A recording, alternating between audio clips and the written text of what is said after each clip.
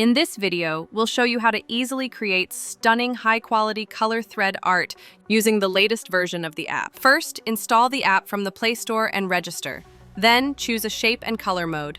I'm selecting an 84cm board and choosing 300 points. Upload your image, crop it, and let the app process the design into thread art. After that, pay and save the project. Now, open your project. You'll see a diagram with all 300 points. You can download the A4 split diagram, cut along the borders, and join the pages to match your board, or manually mark the points as shown. You can also enable auto mode and voice assistance to go faster. Red 217. Red 259. And switch the voice language if you prefer.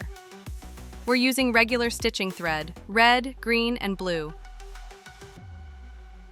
Start from point 1 and complete 50 steps with red, then 50 with green, then 50 with blue.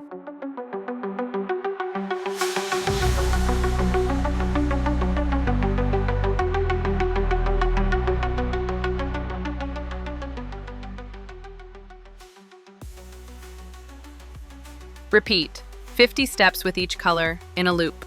Here's the preview at 1,000 lines, then at 2,000.